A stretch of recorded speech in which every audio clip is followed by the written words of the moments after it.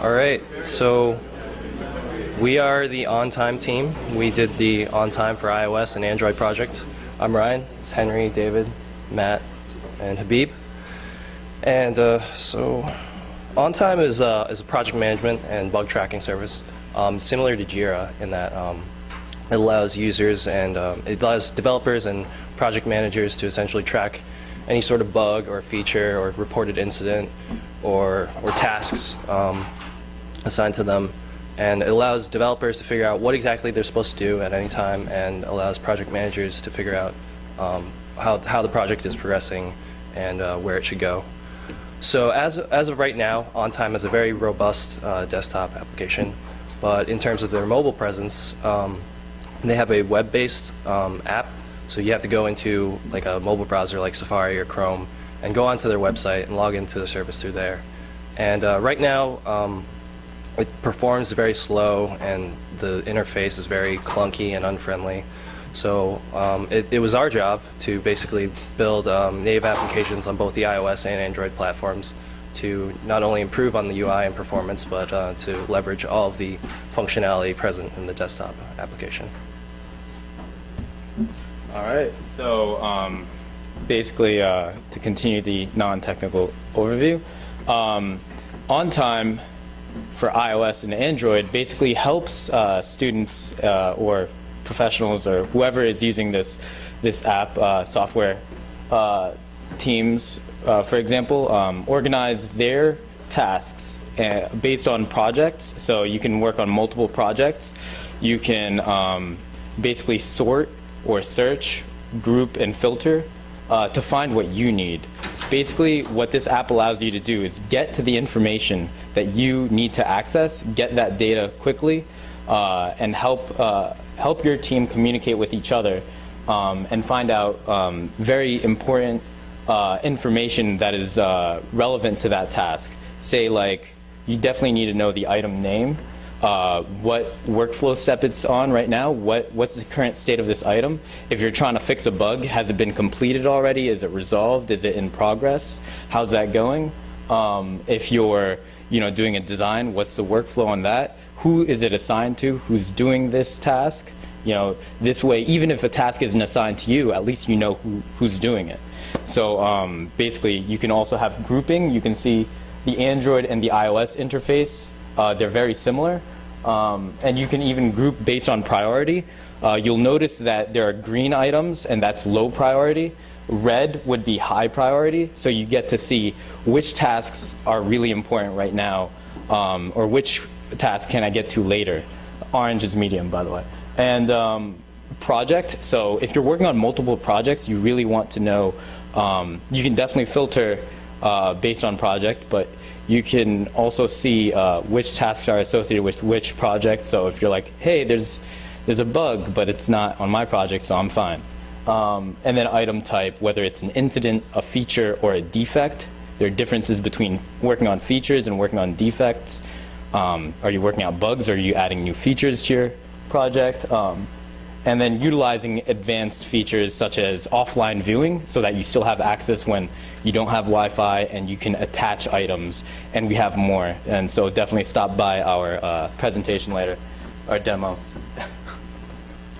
So the technical overview is that OnTime has helped us out a lot. They have a RESTful HTTP API with OAuth 2 login, which there's two different ways of doing that, but we use the web redirect method, which is more secure.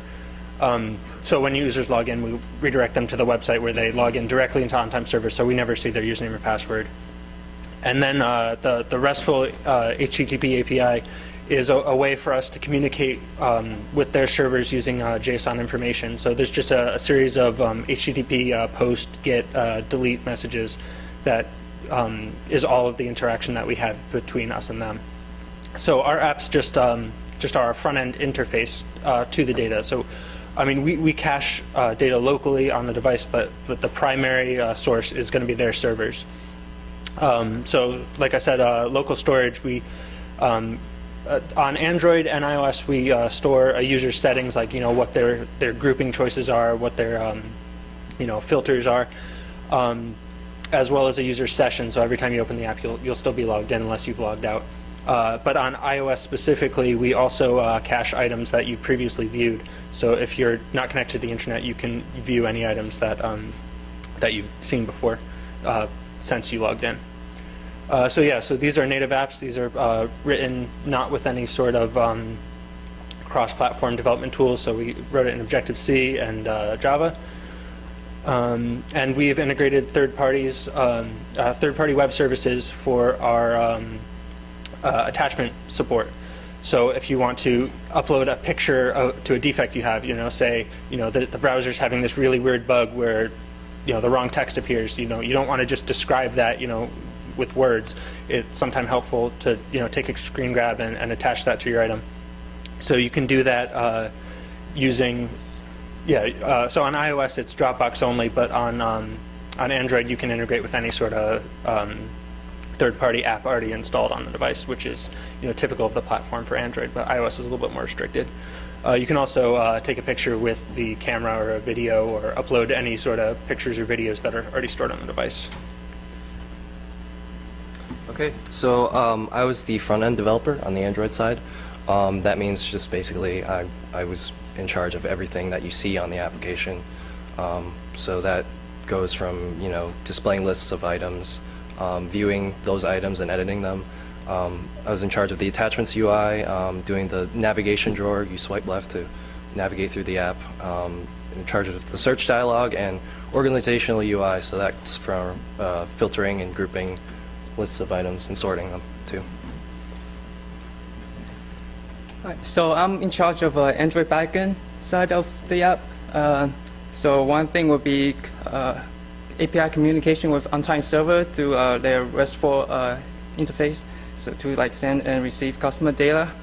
And I also implement a local database to save the data we receive from OnTime, because some stuff don't change often. So by saving it, we won't have to make as many requests to. So it reduces the time and the network resource. It also saves the user settings. And also they implement the background logic for the apps, like what to do when the app initializes or when it terminates, and handling user events such as button click. And also implement a whole bunch of functionality related to our requirements, like grouping the list of items into based on who is assigned to, or the priority, and sorting based on different fields, and filtering based on type, project, release, and searching. And also daily attachment, the back end of attachment, requesting other apps to for data to upload, or sending the download file to other apps to open them. All right, so basically we need to filter the items and get to the items you care about. Grouping, filtering, and sorting works a little bit differently, but they all essentially get you to see whichever items you're looking for. Easy to search. There's a magnifying glass. You click on it, you can search for whatever items. You can search for a specific keyword. Plus button, add new item. Pretty intuitive. You can view details and edit. The power of the OnTime API is that it provides a lot of functionality, a lot of features, and what we were tasked with was to make it look good, to make it look usable, because there's a lot that you can do here, and it has to be intuitive. So there's a lot of customizable organization. There are a lot of different parameters you can search by, to swipe left, and to choose your filtration parameters. That's a really big thing. And then compatibility with web interface. Somebody who used a web tool would easily be able to get adjusted to our mobile app. So I was the iOS backend developer. So essentially I did everything that David did, but I also added the additional feature of caching items that you previously viewed locally. I did all the API communication with AF networking on the iOS platform, which is a third-party library, which is pretty popular. I also did the iPad support, which is just a fork off of the iPhone interface. So really fast.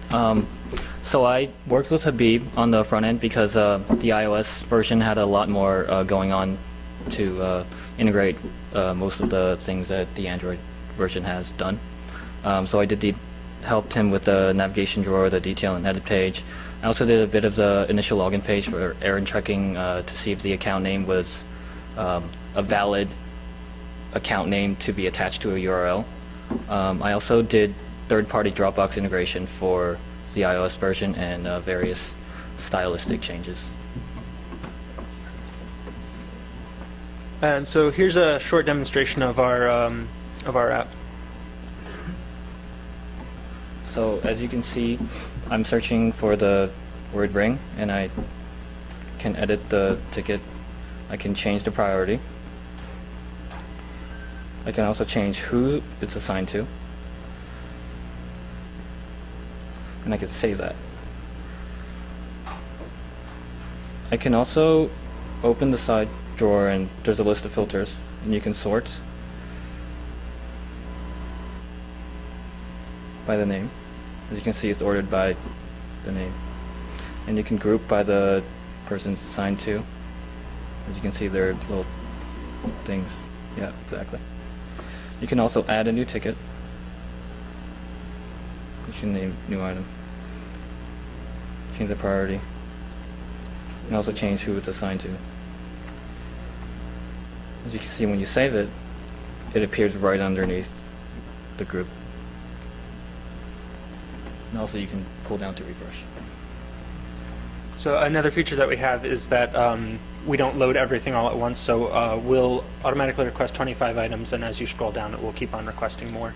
So sort of, if you have thousands of tickets, you don't want to be loading that every time. So reduce network traffic.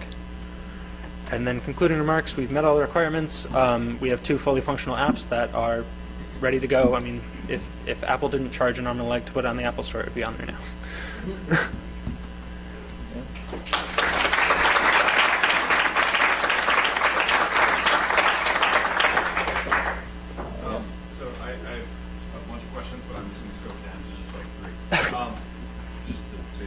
So one of the things you guys have, you have a pretty visually appealing look at something. One of the things I wanted to ask you about is, what about the tasks? What tasks do you workflow optimize for, and how did you pick this? How did you use it? You mean what categories of tasks are there? So I'm a user. The tasks I do on a mobile device are different than the ones I do on desktops. How do you prioritize the things your UI is optimized for? You mean like the workflows within the app?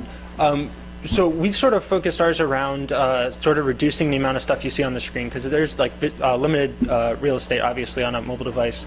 So we focused a lot of our functionality through the sidebar on searching, sorting, grouping, and filtering, just to reduce the amount of information on the screen and organize it in a way that makes sense to you. So I mean, there's a lot of stuff you can do on their API, online. It's a little bit different from what I was asking, but Oh, sorry. I think I understand what you're saying. So the other question I wanted to ask you is around the back end. So you guys talked about what the back end actually does. What design pattern did you guys use to get that kind of fluidity and responsiveness in your apps? I'm not sure exactly what you mean by design pattern. A lot of times model view model, or model view controller, or something. We kind of did model view controller, but not exactly to strictly differentiate the view and controller. Yeah, I believe it's the same on the iOS, where it's model view controller. So you have the storyboard, which handles the interface, and then all the back end is done through classes. Okay, last question, I promise. When you have so you have a bunch of items going in, did you guys think about using push notifications in the background and syncing it all? And if you did, We did. That was something that we had thought about doing, sort of as a stretch goal. We were more interested in providing the core function. I mean, they're not going to get notifications on the web interface. I mean, they do have the option to have email sent to them, but it's not a core feature of the platform, so we weren't focused on that. From a UX perspective, it was just that's how we made this app. Is what would we actually use? A lot of us, we're all computer engineers here. A lot of us have had jobs, and it's what would we use? Push notifications. I turn off push notifications to everything because it's just really annoying to me. So I think maybe that was a little bit of a bias, but but I thought I want a non-intrusive app that just gives me what I want when I want it, you know? Yeah. How do you handle conflict resolution? So it's like two people working on one at the same time? It's whoever save it last, basically. Yeah. Yeah. There's nothing built in it specifically there. Thank you.